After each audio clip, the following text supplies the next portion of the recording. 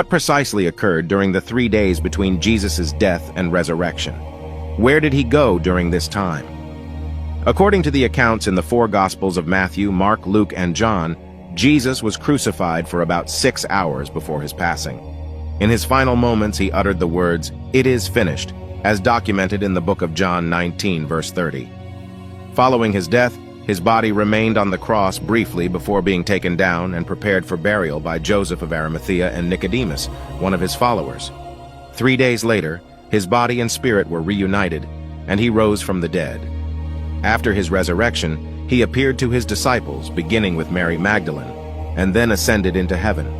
The exact events during the 3 days between his death and resurrection, often referred to as the harrowing of hell or the descent into hell, are not extensively described in the Bible. The Gospels primarily focus on the events leading up to Jesus' crucifixion and his resurrection. The period between his death and resurrection is more a topic of theological interpretations and traditions than explicit biblical narratives. One indication of Jesus' whereabouts during those 3 days can be found in his conversation on the cross. He was crucified next to 2 thieves, and one of them asked Jesus to remember him when he entered his kingdom. Jesus replied, "Truly I tell you, today you will be with me in paradise." Luke 23, verse 42. This suggests that after his death, Jesus went to paradise or heaven. This aligns with his declaration as he surrendered his spirit into the hands of God, indicating a place of bliss and eternal love, which is heaven. Another intriguing reference to Jesus' activities during these 3 days is found in 1 Peter 3, verse 18 to 20.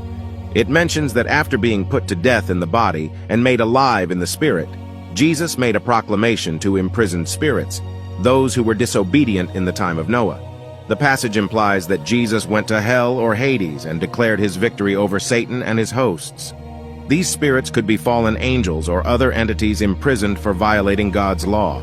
Additionally, Ephesians 4, verse 8 to 10 speaks of Jesus ascending on high, taking captives, and giving gifts to his people. This passage is interpreted to mean that after his victory on the cross, Jesus gathered the redeemed souls in paradise, such as Abraham, David, and others justified by faith, and brought them to their permanent dwelling in heaven. Another interpretation suggests that Jesus defeated spiritual enemies, including the devil, death, and the curse of sin during these 3 days. He then ascended victoriously to heaven, marking his triumph over these adversaries. It's crucial to note that the specific details of what transpired during those 3 days are not explicitly outlined in the Bible. Various Christian traditions have different perspectives on this matter. However, Jesus' statement to the thief on the cross, "Today you will be with me in paradise," provides confidence in the belief that he went to paradise after proclaiming his victory over death and completing his work of redemption.